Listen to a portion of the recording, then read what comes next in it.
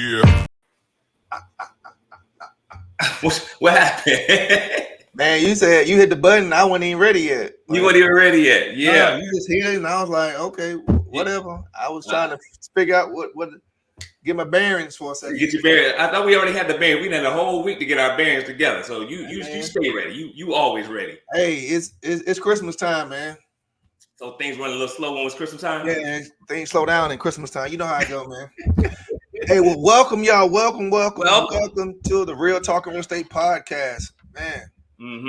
Got a Real Talk Real Estate another week, man. Whew, this week, man. Listen, it feels like this year. Then zoom by us. Is this our last show for the year? No, we got one more. Nope, this is it, man. This is the last one? This is the last show. This is the last show for the year. Next show won't be until 2024. Okay. Wow. Okay. Yeah. Next week is Christmas, so yeah, we this is it. Well, so Miss Dana, we going out with a banger tonight, though. Exactly. We're going out with a banger. Very special. Yes, this is our last show for the year. She's gonna be the last one for the year. Last one for the year, yes, sir. We couldn't have picked a better guest. Absolutely. What you got in that cup, man? Why you worried about, like Lil Wayne said, why you worried about what's in my cup? Hey, I'm just asking. Look at Dana over there. I see you sipping on something over there, little Dana. I ain't got nothing. Dana probably sipping on something, but hey, man, let's go ahead and let's pay some bills. Get the show started, man. Let's pay these bills really quick. Yep. And get going. Let's do it. Hi, I'm Linda Garcia with Mortgages by Linda. We have over 21 years of experience in the mortgage industry, and we work with 15 different wholesale lenders to get you the lowest interest rates. We provide excellent customer service and look forward to helping you with your mortgage. All right, we got Team MBL. You can reach her at www.mortgagesbylinda.com. Also, you can reach her at 1-877 Team MBL. So for all your mortgage needs, reach out to Miss Linda Garcia. She was 2023 best mortgage company here in the city of Jacksonville. So she definitely knows what she's doing, can get things done for your buyers. So reach out to her. All right. Yeah. So she's doing some amazing things right here in the city, though, man. She's doing some amazing things. She's getting it done. So if you are a real estate agent, real estate professional, and you need some help guiding you in your career on how to get these mortgages done, you definitely want to reach out to Linda Garcia. So we definitely appreciate her and her support of the show. Absolutely. Also, what do we have? We have Mr. Chris Allen's book that's out right now. Man, listen here. Look at that book. Y'all see that book? So yeah, the book is out on. The book is out. It's time to shift. It's time to shift. Go ahead and promote. We got to promote the other thing too. Yeah. You ain't give me time. I'll let you finish talk first. Oh, yeah. The book. It's time to shift. Sometimes in life, man, things don't work out as planned, and we got to shift. We got to be able to pivot a little bit and take a different direction in order to achieve those goals that we're looking forward to. So yeah, it's time to shift. Wow. Time to shift. All right. Next up, we got the cruise coming up, 2024. Man, I'm so excited about this cruise. So tickets come on sale. Was it January 1st? January 1st. We started to promote it. Yeah. January 1st. You can get tickets or you can reserve your spot. Yeah. So there's a link out there. Go to my page, Maurice's page. You can go to Real Talk Real Estate. There's a link out there to put your name on the list. Because what we're doing is we're going through that list first, and everybody who registered on the list, they're going to get their preference as far as rooms and things like that. So if you are interested, you ain't got to put no money up right now. You ain't got to put no money up. Yeah. But if you're interested, go out there and register and put your name on the list. Absolutely. And last but not least, let's get on to this right here. Hey, make sure you liking the video, sharing it. So share the video. Get our subscribers up, man. Yeah. And hashtag Real Talk. So we're at Real Talk in Real Estate. No space. Go out and like, share, and subscribe to the YouTube channel. And come on over to our page on Facebook and Instagram. So follow us, Real Talk in Real Estate. Like, share this content on all of the platforms. Platforms. Yes, Absolutely. sir. Yes, sir, man. Man, I'm so excited about tonight's show, man. I love the support that she did because she's been promoted all week. Oh yeah, man. She's been an advertiser for the advertisers. Yes. So we might have to put that into our if you're gonna be a guest on the show, man, we might need to get with her to figure out how she put all that stuff out there and make everybody do the same thing. I know, right? Absolutely. It's good stuff. Well, go ahead, man. Without Yeah, further well, let's ado. go ahead and talk about this young lady that's coming on right now. So here's a oldie but goodie. She's a Jacksonville native. You know, I don't see too many of those nowadays. Known for success in professional real estate. She has a banking, finance, and real estate career that spans over 20 years, of which she's always been in the top 10% amongst her peers. The most important aspects of her life is her relationship with God, always putting him first, her family and her close friends and her community. Personally, she's a devoted wife, a proud mother, and enjoys multiple hobbies that promote work-life balance. She's passionate about helping those around her thrive. She does this through volunteer efforts, sponsorships, supporting community-driven collaborations, and by educating individuals on the history and importance of home ownership. She has served on several nonprofit boards.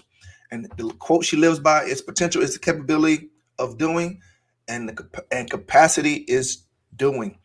Please welcome the newest mom on the show that came on the show, Miss Dana Johnson.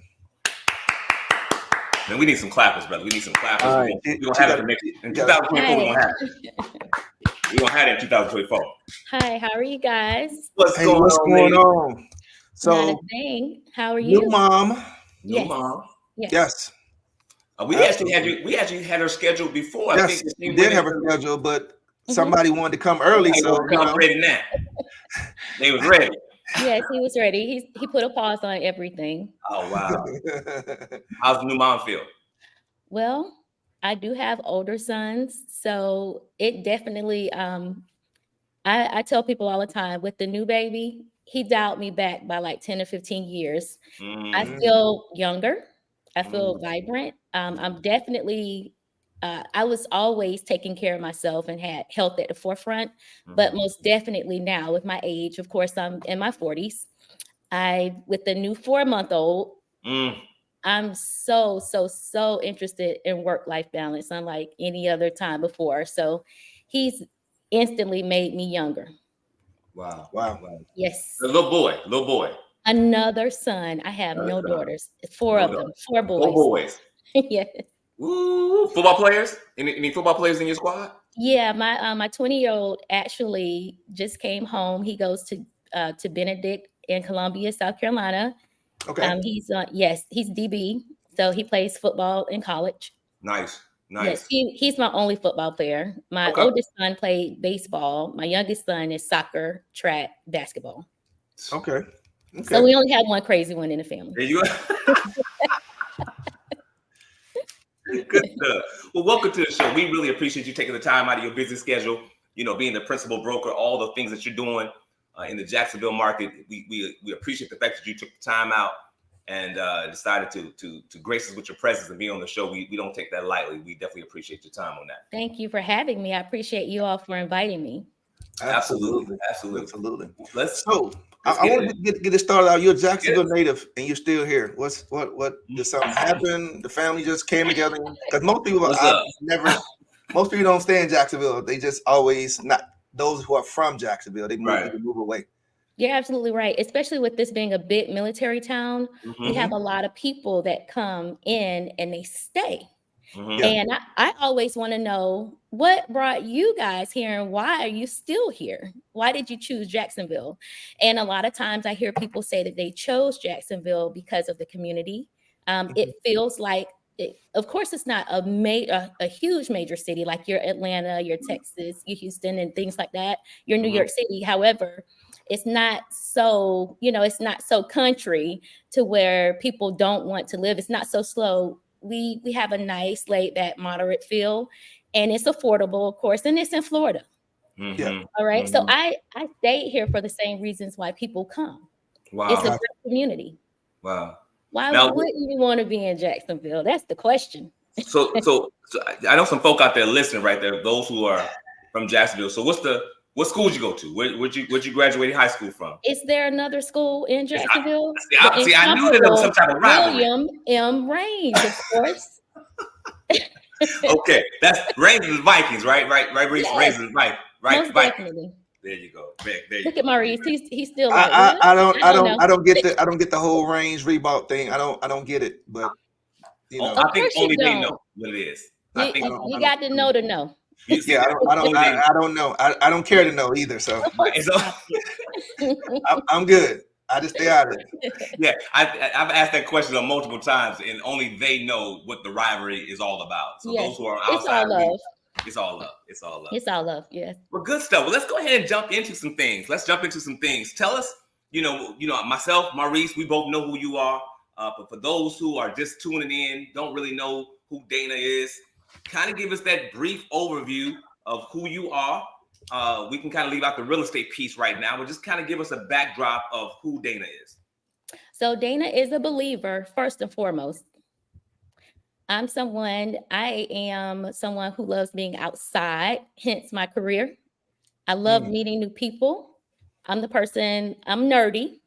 I'm a little reserved, conservative, shy, right up until I get in front of people. And then the extrovert comes out.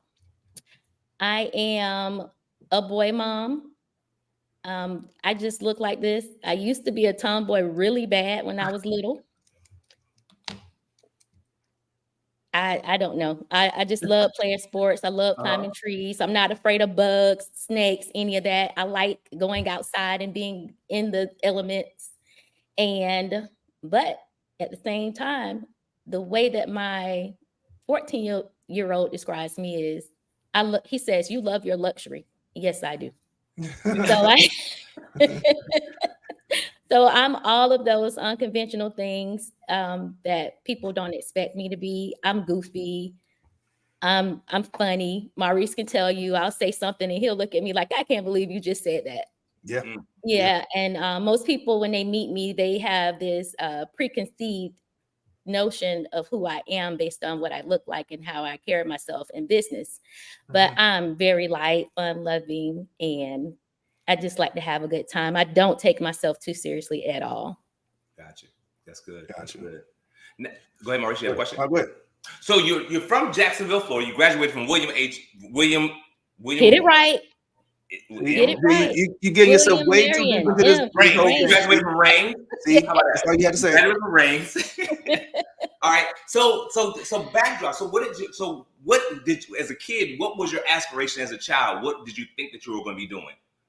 As a child, I wanted to be three things. Okay. Hence the fact that I'm always reinventing myself. I wanted to be an astronaut, a fighter pilot, and a writer. And a writer? Yes. Wow. I don't know why. And this was all by the age of 5, okay? So I was voicing to one of my teachers that I wanted to be an astronaut because, of course, in elementary school, they always ask you what you want to be. And my second grade teacher said, "You can't be an astronaut." And I didn't ask why. I didn't. And I didn't, it never even dawned on me that the impact of what she said, it actually impacted my thought process.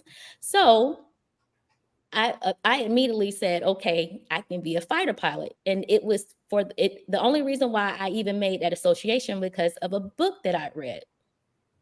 And I went to a predominantly white school. And when that teacher told me that, I immediately shifted to something that maybe I could do. Okay. So I started telling people I wanted to be a writer.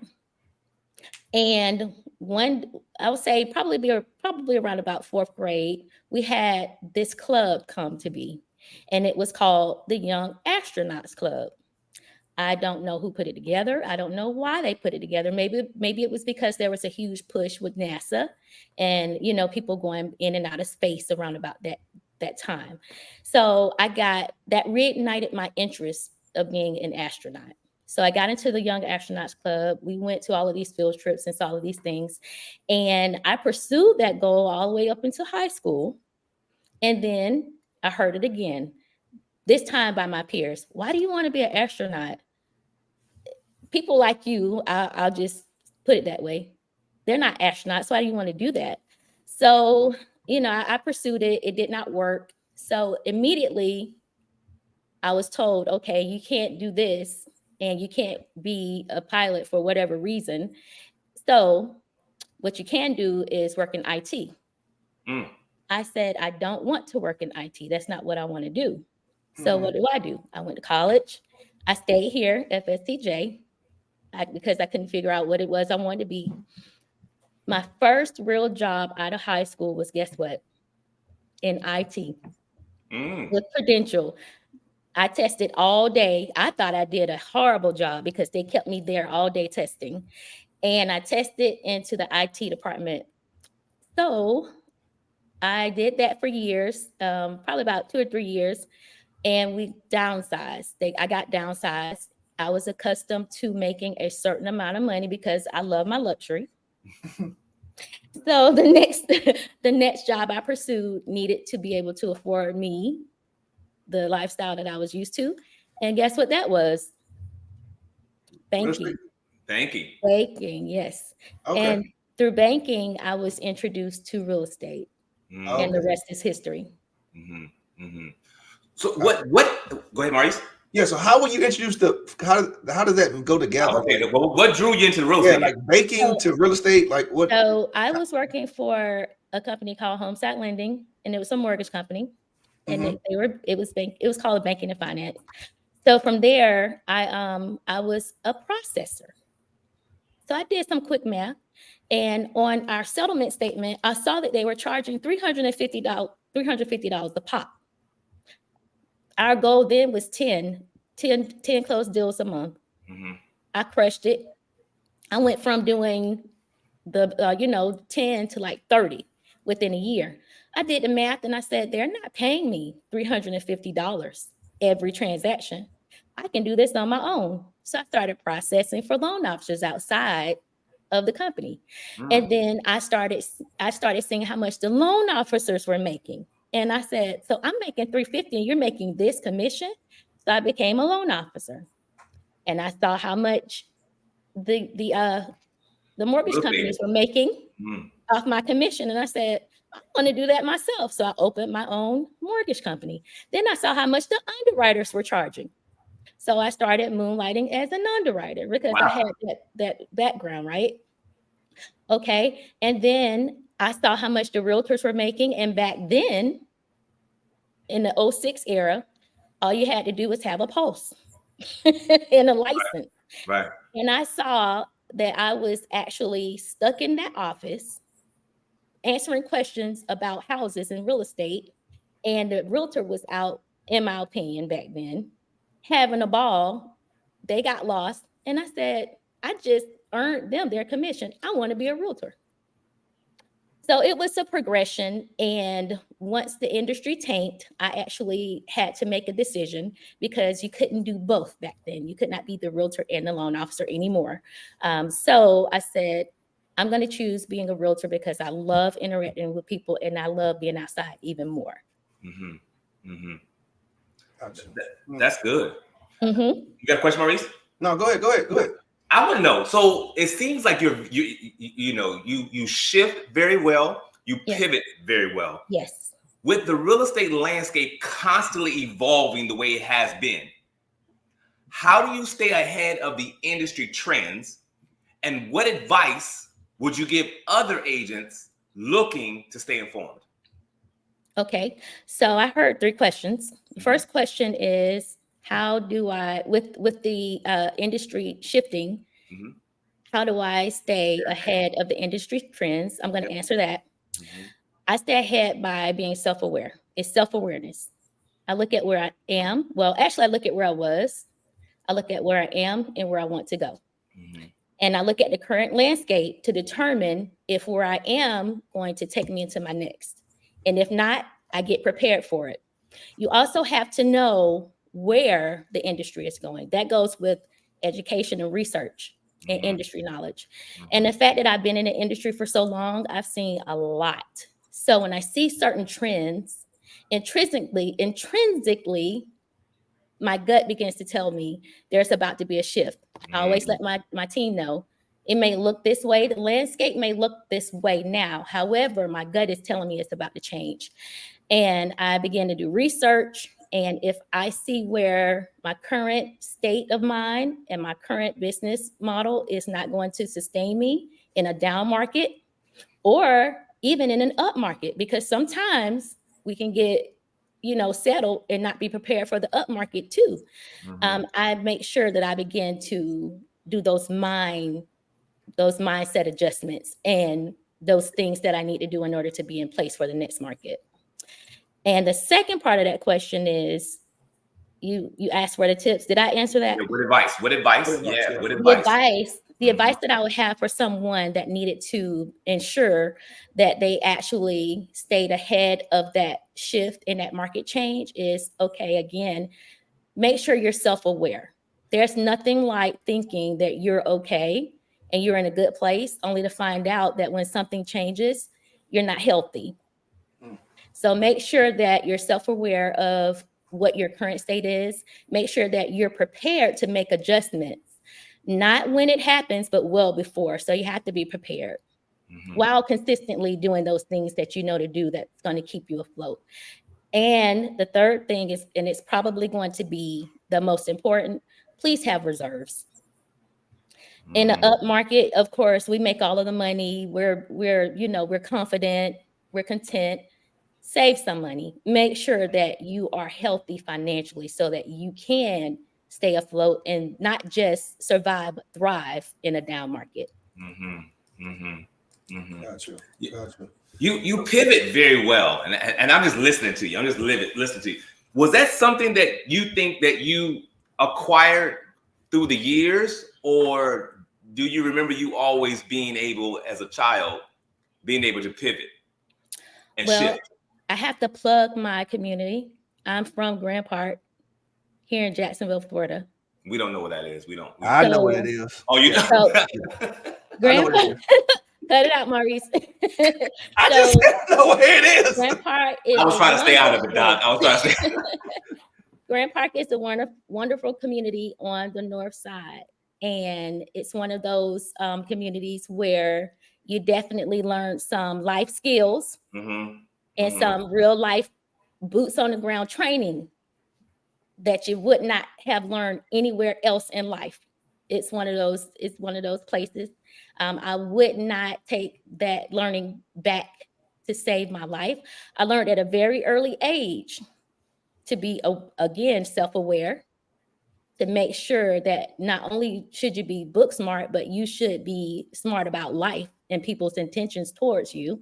And if things should happen unexpectedly, you better know how to deal with it. So I learned those skills very early on.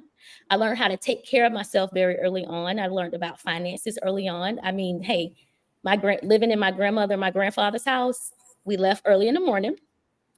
We went and we actually foraged for food, not because we had to, but that was just a way of life. It was fun for us. And we came back after being gone all day and having taken care of ourselves and each other all day. And we brought life skills back. So I learned at a very early age how to pivot when things aren't, going so well.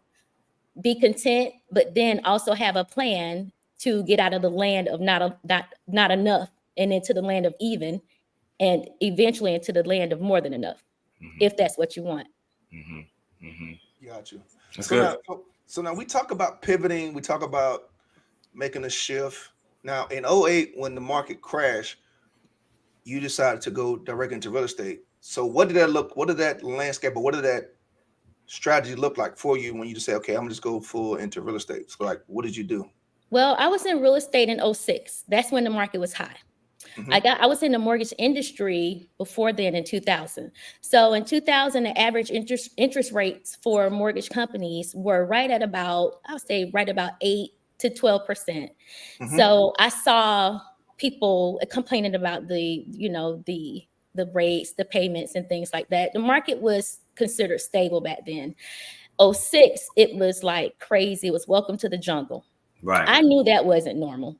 Right. Because I'd already seen what was stable. So everything in me said, save your money. Don't get too crazy. However, with that amount of wealth, and back then I didn't have the experience that I have now, of course, I didn't make all of the right sound decisions that I should have made. I spent an exorbitant amount of money trying to keep my business afloat when I should have pivoted sooner than what I did. I actually had to go back to work. I went back to work for a Fortune 500 company, and I went back to doing what I knew to do. And that was the hardest 4 years of my life. Every day I said, God, if you give me another chance and opportunity to go back out and be an entrepreneur and work and make my business work on my own, I will do that. I will follow every command and be obedient to everything you say and everything you tell me to do. And it wasn't because life in corporate America was so horrible. I was making, a good amount of money. It was just the freedom that I was accustomed to having. I didn't have to ask anyone to take off if one of my sons was ill or if I wanted to attend one of their, events. I was accustomed to a certain amount of freedom, and I'm a hunter by nature. Mm-hmm. Mm-hmm. So I was never really content with being given money in doses. And what year was it? So you got into the industry in 2000 and? Well, I became licensed as a realtor in 2006. 2006. Okay. But So the mortgage industry, I got into the mortgage industry in 2000. Okay. Got it. Mm-hmm. And so, and when you really decided you wanted to do the real estate, was there someone in the industry already that you looked to, that you thought to yourself, I can do what they're doing at a higher level? Was there anybody that you actually connected with at that time? Well, when I got into the industry, are you asking me when I became a realtor? Was there someone I looked up to? Yes. Mm-hmm. As a real estate agent, yes. Yes, there was. I had a mentor. His name was Bill Sontag. And he was a commercial realtor, and he was over the real estate division for the company that I worked for in St. Augustine.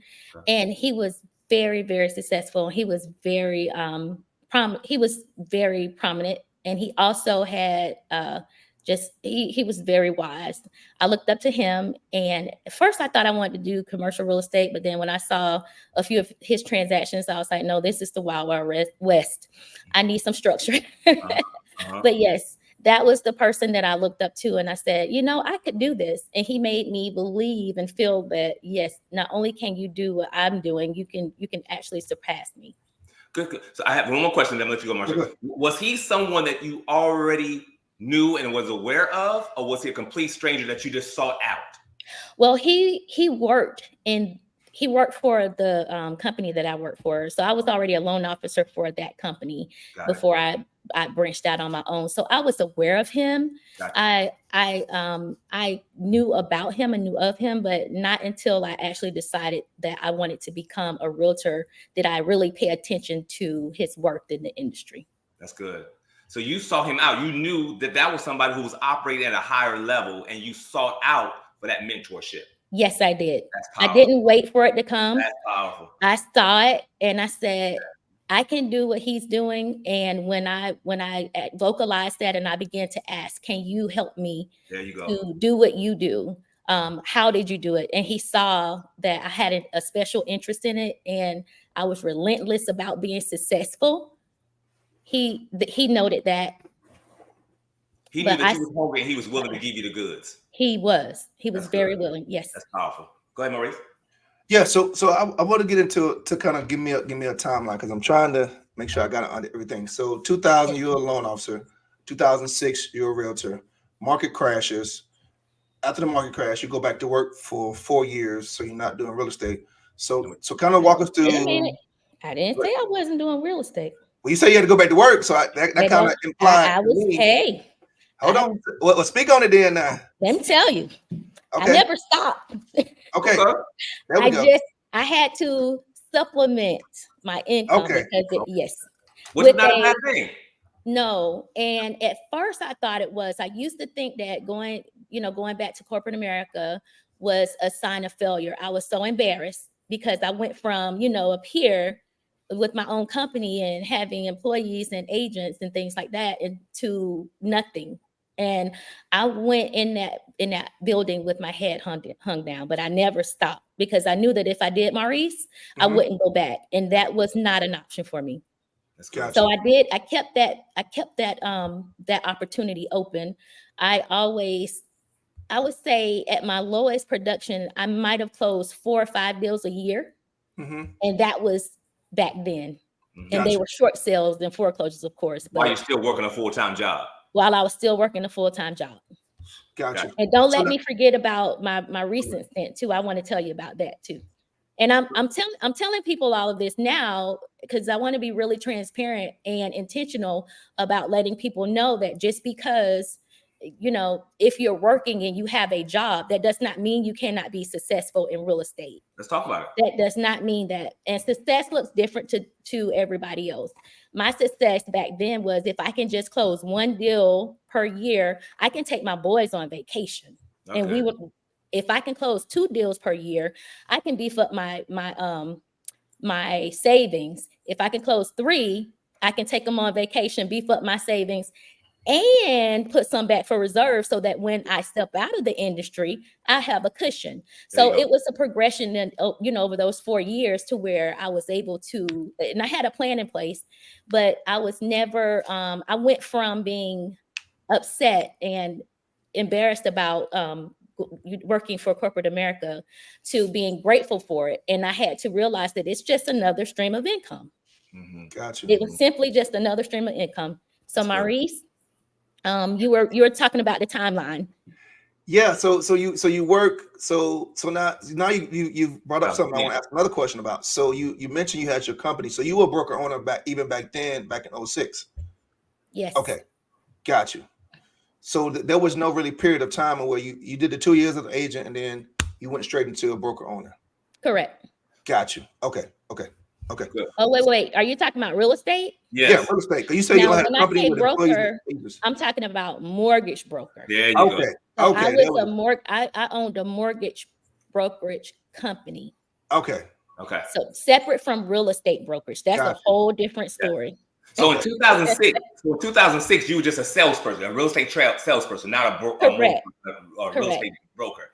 And then that took you from 2006 all the way to 2010, 2011. That's when you had your job. Correct. Right. I went from, so in 2008 is when I went back to work. Yeah, because that's from 2008 to 2012 is when I worked at the corporation. There you go.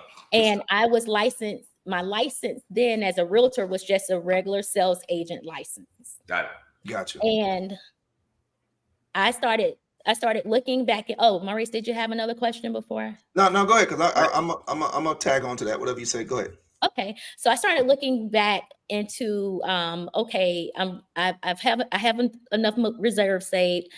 Is it time for me to step back into the industry? And I started tapping back into my resources. And I told my mentor, who was the owner of the real estate company I was with, I told him, I said, okay, I want to come back full time. And this time I'm not going to, I'm not going to falter. And it just so happened that he said, this is perfect timing because I'm about to retire. Would you be interested in taking over the business? This was 2012. I said no. And mind you, this company had, it was self-made. This company had like 50 agents all throughout the state of Florida. It was already built. Yeah. And I was afraid. I told him no, because I don't feel comfortable with my experience and my expertise. I don't want to, fail. And he actually not gave the company, but he allowed someone else in the company to take over. And within 6 months, it was closed. Wow. So I had to make a decision. I said, okay, for the first time in my real estate career, I didn't have anywhere to go. You were working for that company. You were working for that brokerage. Yes. Got it. So I'm loyal to a fault sometimes. Okay. I stick with what I know. So I actually was with that company, and I started thinking about interviewing other companies. And as soon as I put it out there in my thought process was, I want to be with another company that's prominent. I got a call from Berkshire Hathaway. Mm. Mm. And then how long were you with them? So I signed on with Berkshire Hathaway in 2013, and I was with them until I opened Province Realty Group, September of 2015. So 2 years later. Yes. 2 years later. Okay. Mhm. Okay. Gotcha. So now, so you, man, that's a lot going on to unpack in that short amount of time. I mean, so the biggest fear you had was failure. Looking back on it now, if you were the person you are now, would you have taken that brokerage now? If I was the person that I am now, Yes. I would have said, "What took you so long to ask me?" There you go. There you go. That would have been my response. Mhm. My response would have been absolutely. Gotcha. Gotcha.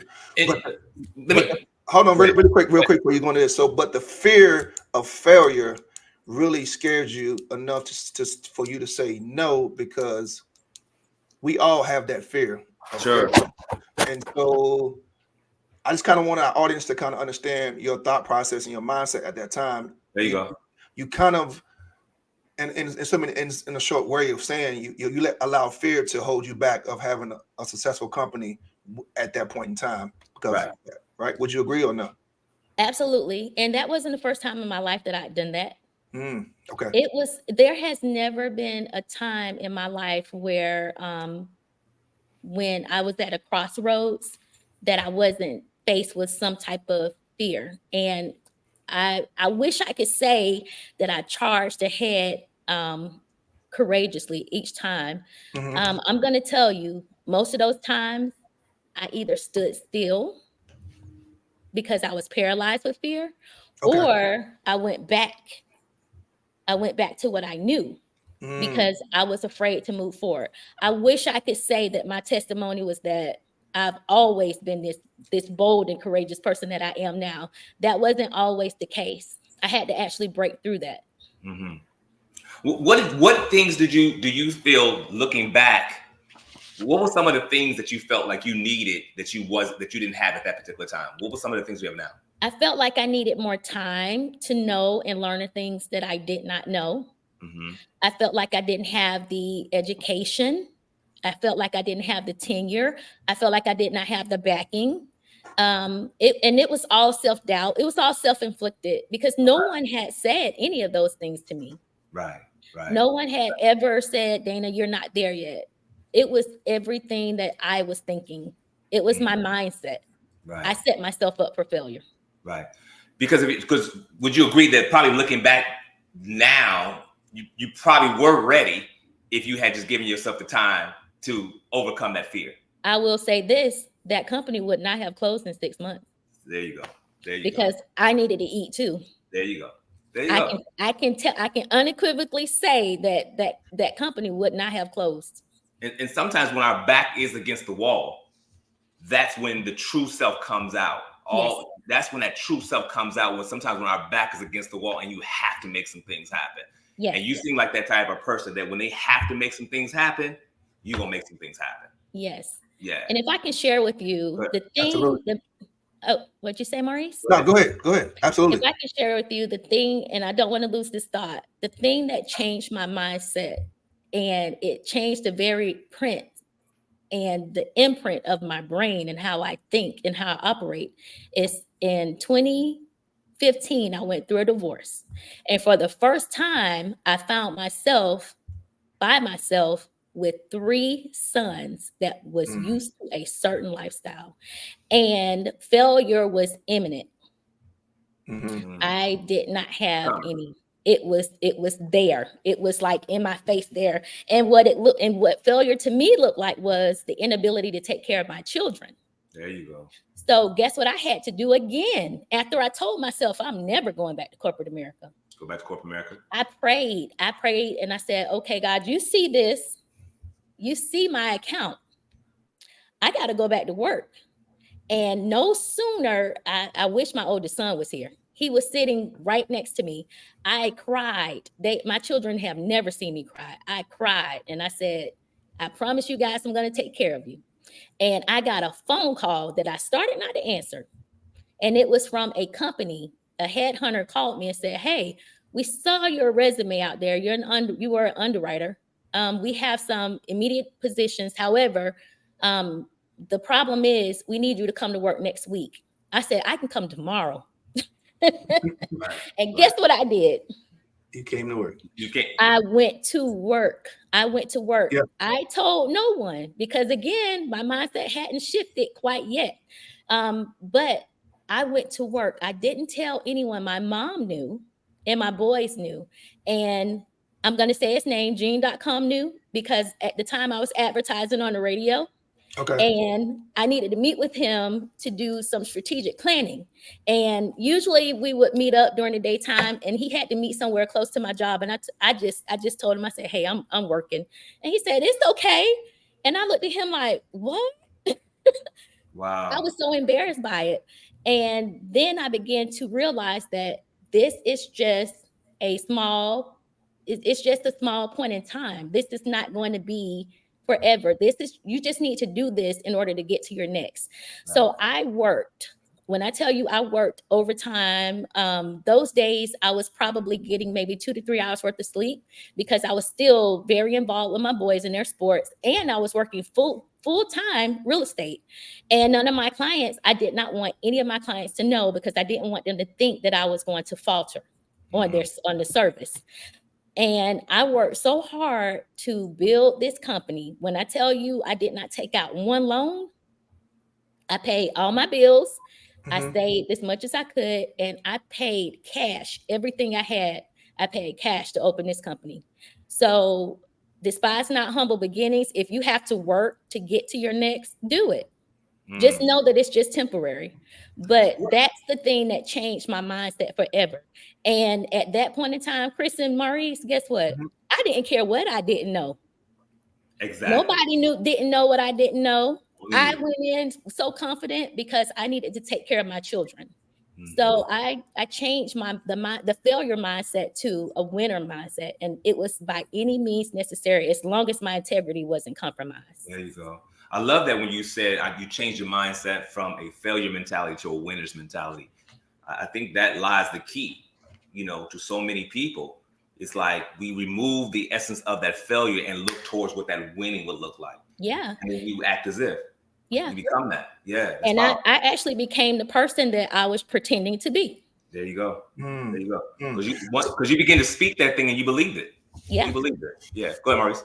So let me ask you this then. So we hear a lot of people come on this show. They talk about mindset. They talk about their backs being up against the wall. And I want to know from you, what was it, other than the family? I guess it probably was them. What was it just to say, hey, let's take this easy route, go back to a corporate American. I'm going to get a great job. Why not just take the easy route?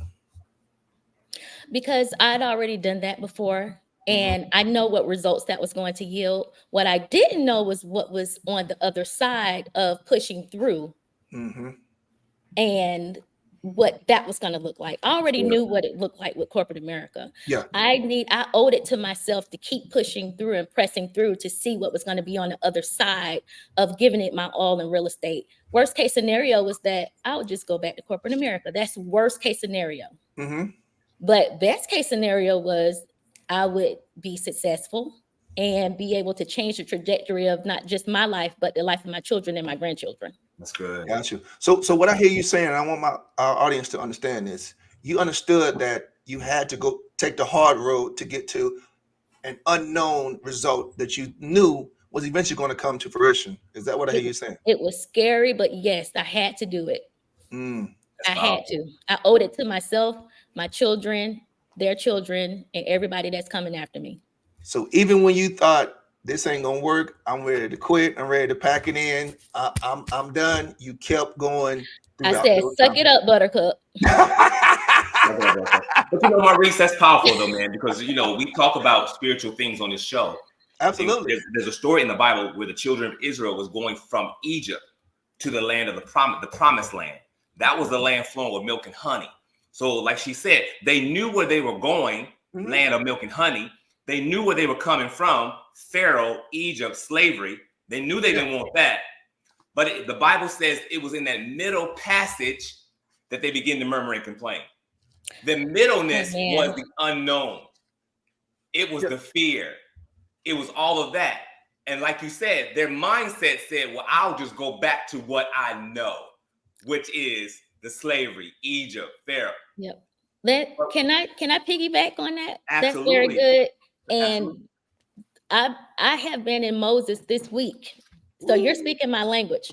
The thing that stood out to me in that segment of the Bible was that God had already made the provision. If you go back to the 3rd chapter of Exodus, he actually told, I think it's the 3rd, it's around about 3rd or 4th. 3rd or 4th. Mm-hmm. He actually told Moses every single thing that was going to happen. Not only did he tell him what was going to happen, he gave him strict instructions. And that was similar to what had happened to me. I had strict instructions, I had options, I had direction. It was the fear. I kept going back. Yeah. And what should have only taken a few years to accomplish took me how long? Yeah. But it was in the process that I became who I am.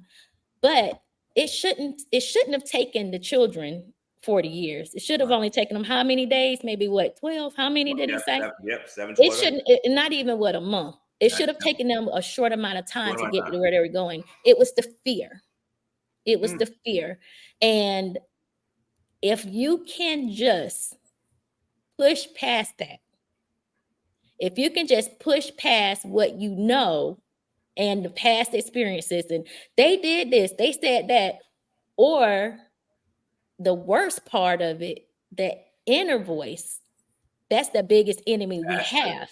It's nothing exterior no exterior enemy can keep you from your destiny. It's the interior voice that keeps us. It's what's in here.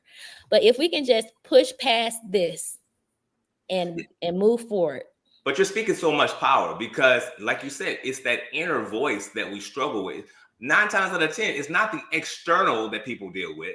People could tell you all day long, you're beautiful, you smart, you intelligent.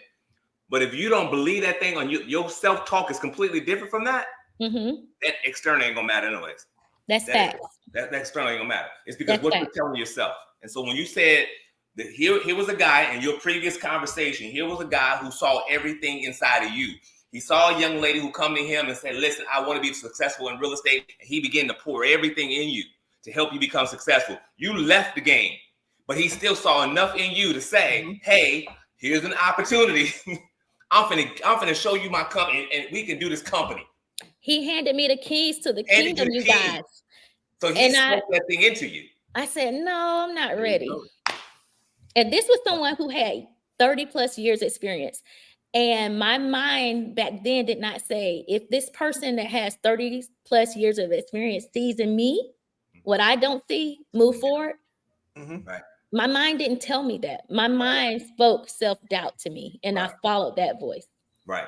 Gotcha. It's how we look at it. It's how we look at it. Go ahead, Maurice. Absolutely. So now let's talk about this. And I want to say, hey, thank you so much for being fully transparent on this because this is what this show is about. This show is about people. Somebody needs to hear this. Yes, absolutely. Because we are so good at, showing people, oh, we made it. We're successful. Absolutely. Look at this, look at that. We're so good at showing that part. Yeah.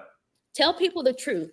Tell people how you got to that part so that they'll know how to overcome and get there quicker and sooner than you did. That's why we named the show Real Talk.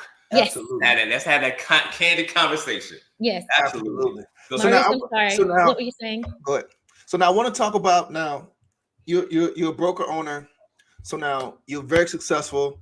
What are some of the challenges that you still have as a broker owner that you may not have quite got solved yet as a broker owner? Or do you not even have those? Oh man, if you're alive, you still have some challenges. Okay, let's talk about it. Let's talk about it.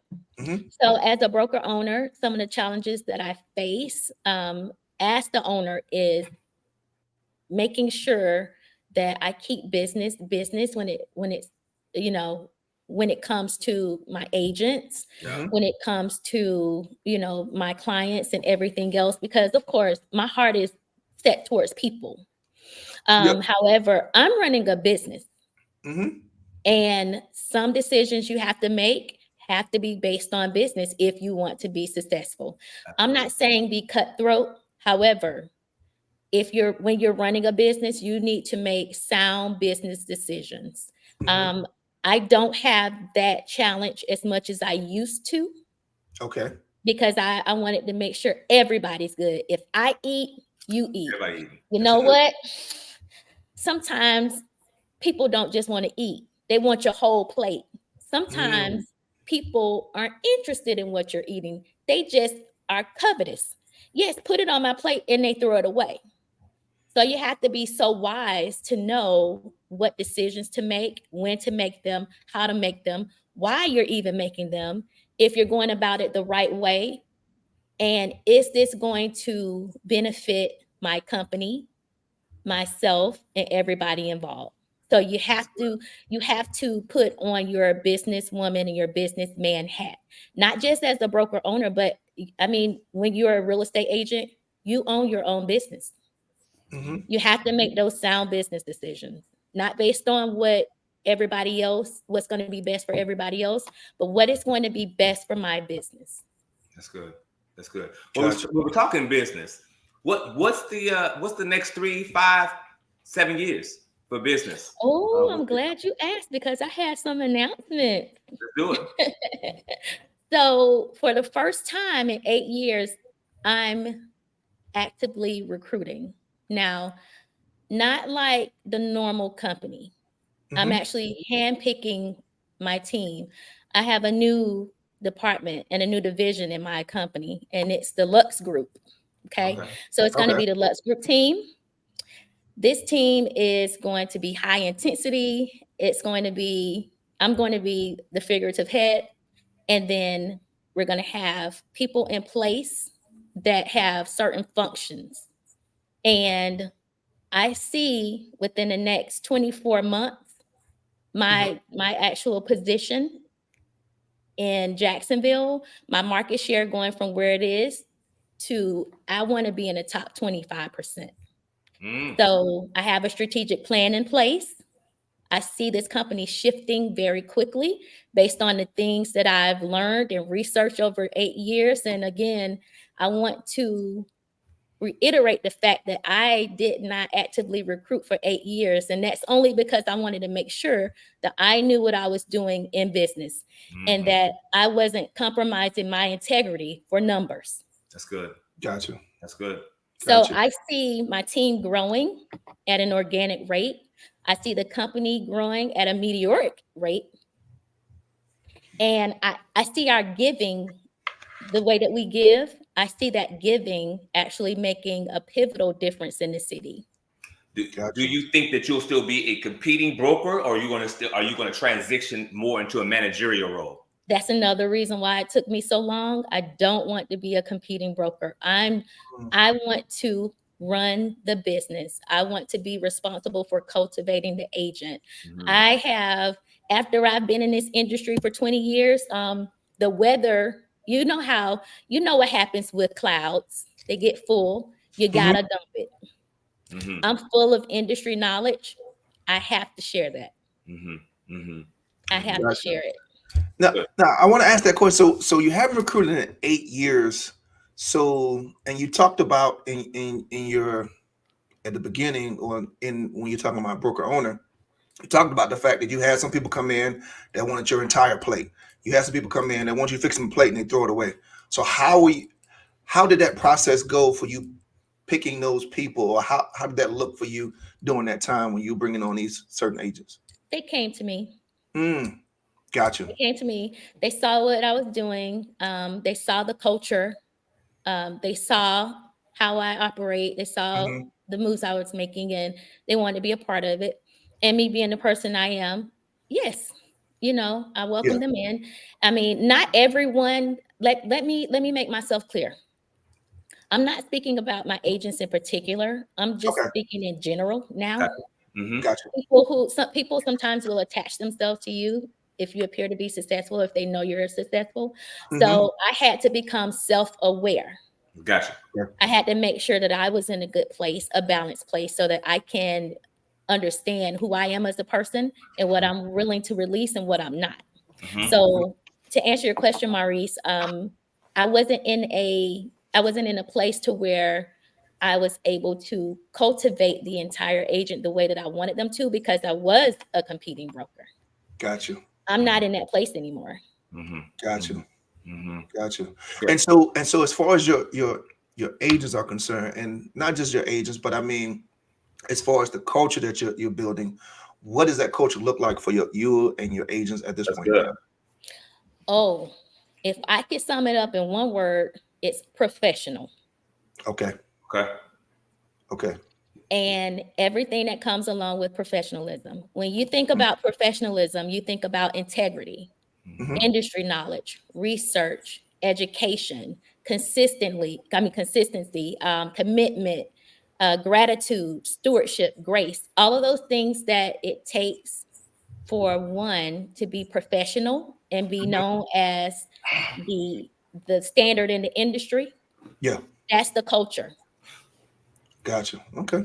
I have a question. Let's stay right there for a moment, Maurice. I know we're going to pivot, but Dana, so with all of these different types of brokerages that's coming onto the platform, the EXPs, the what's the other one with the C, Maurice? Starts with the C. The C. I forgot the other name of the company. Starts with the C. We had the young lady on here last week. Comfort, the one that was on here a couple weeks ago. Compass. With all these different types of cloud-based, non-traditional style brokerages that's coming onto the platform and just kind of shifting how we think. From a traditional standpoint, what is your unique selling proposition from a traditional standpoint that you're going to be able to offer the agents? Well, the nice thing about our brokerage is I believe in technology. Okay. What was my first real job out of high school? IT. I'm geeky. So I am geeky. The great thing about our company is, although we're small, I believe in all of those platforms, all those utilizations of technology, all those integrations. And what our unique proposition is we're not just simply cloud-based. We're not just simply, okay, we're online, we're doing this, we're techie. We also have not forgotten about those traditions, especially like in our communities. We're taught that, that's old school. What's wrong with old school? Oh, that's the old way of doing it. You know what? It's nostalgic. I don't care what anybody says. Out of all of the mail you get in your mailbox, if you did not think that mail was still prevalent, you would not have a mailbox. If you see something handwritten in your mailbox, you throw everything out and you go to that handwritten note. That's tradition. So what we bring uniquely to the forefront is we have not forgotten about those traditions. Gotcha. That personal human touch, that phone call, not because we're looking to sell, but hey, God placed you on my mind. How are you? Not talking about real estate, just really caring about the community and our clients enough to actually put that human touch on it. And they know it. People know when you really care about them or when you just want to sell them. Absolutely. So we bring that touch of consistency, humanism, and all of those things that technology and AI and those things. I mean, they're good, but you don't get that human touch from technology. Got you.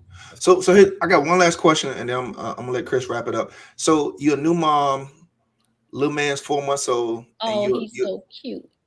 He is. I was trying to get a video picture up on him before we got started, but I couldn't get it done in time. But he is definitely a handsome fella. Yeah, he is. So I want to know, with that, you have a beautiful family, great husband, new baby, and you're starting to expand. And you talked about work-life balance at the beginning. So what's your strategy to be able to have that work-life balance and still grow a very successful business at the same time? That's good. Multiplication. Okay, talk about that. What does that mean? So I can add to myself as a competing broker. I can add to my company. I can add to my life. As a broker that is seeking and will cultivate agents, clients, her community, I'm multiplying myself. That means that I don't have to lift the load by myself. Many hands make the load lighter, right? Okay. Mm-hmm. So I'm multiplying myself. I'm looking to give back my industry knowledge. I'm looking to expand someone else's life by providing them with information, data, and research and expertise. The things that I've had to collect over the past 23 years, because of it might have been out of fear, out of hesitation, or whatever it was. In any way I got it. Mm-hmm. I'm looking to share that with people. And when I share that with people, I'm expecting to be multiplied. You know why? Because that's what God told me to do. That's good. Now, God's math is so much greater than mine. Yeah. It's so much, it's his math. So when I do what he tells me to do, guess what? It has to work. That's good. It has to work. Good. So my plan is to be obedient. My plan is to release the information to the people that he tells me to release it to. My plan is to be a blessing to the people that he tells me to be a blessing to. And in doing so, that's going to leave a legacy. That's going to lighten my load because I'm heavy with information right now. Gotcha. Good. And it'll allow me to be successful in life personally, because now I've shown someone how to go out and do all of these deals. Yes, they may be my deals, but here, you take them. You run with it. Now I have time to come home and feed my baby his applesauce and cereal. I love it. I love it. Good. That's what's up. It's sharing. It's sharing what you have.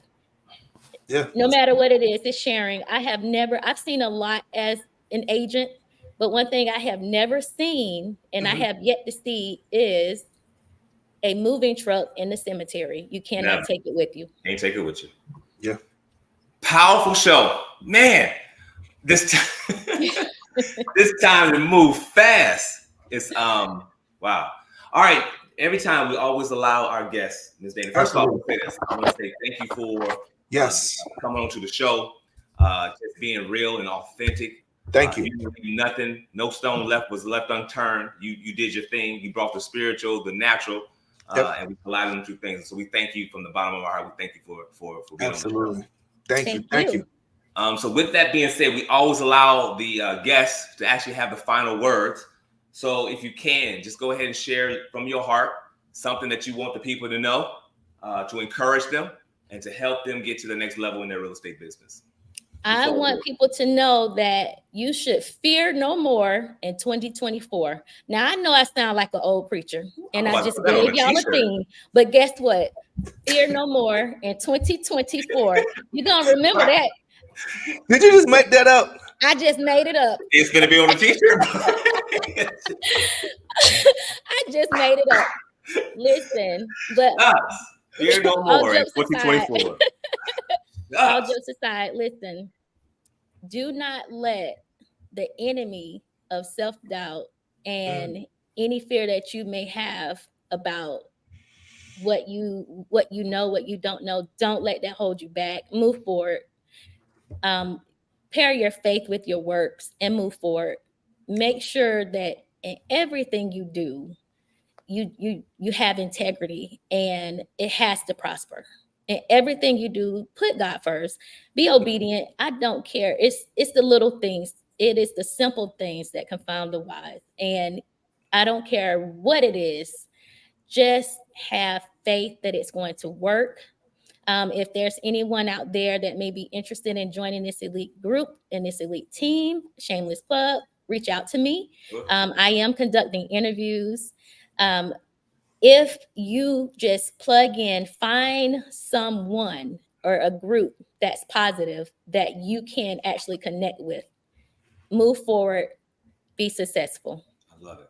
Absolutely. Miss Leslie Baker said you get it from your grandmother. Yes. Hey, Leslie. Yeah. That's what's up. That's what's up. Kenyetta said, thank you for just always being you, Dana. You're one of a kind. That's from Kenyetta Peterson Glenn. Paris Curley said, great job, Dana. Thank you. Renee Hood said, great show. Thank you. LaShawn Patrice says, Dana, your story is very inspiring. Oh, thank Got some you. fans out there. Thank you. Once again, my sister, we appreciate you coming onto the show. Thank you so much. We appreciate you just coming on here, just dropping the gems, being authentic. Yes. And if there's anything that we can do to help you and your business grow, be successful, anything that we can do from our show standpoint, don't hesitate. Reach out to us. We got you. We got you. Oh, I'll be calling you guys tomorrow. Let's do it. You got my numbers. I mean, yeah. Ain't stopping no other time. Yeah. I'll be calling you guys tomorrow. Let's do it. All right, my sister, you be blessed, and great show. Great show. Thank you for having me. All right. Well, let's go ahead and wrap the show up, man. Let's pay some bills really quick. And we're gonna wrap this thing up, man. Hi, I'm Linda Garcia with Mortgages by Linda. We have over 21 years of experience in the mortgage industry, and we work with 15 different wholesale lenders to get you the lowest interest rates. We provide excellent customer service and look forward to helping you with your mortgage. Hi, so that's Miss Linda Garcia at you can reach her at 1-877-TEAM-MBL, or you can reach her at mortgagesbylinda.com. So yeah.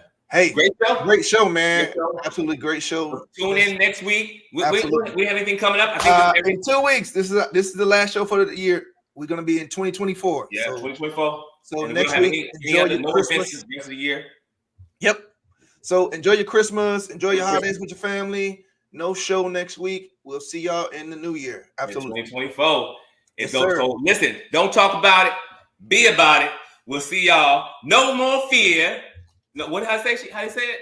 She said no fear no more in 2024. Yeah, that's it. Fear no more in 2024. Y'all be blessed. Peace.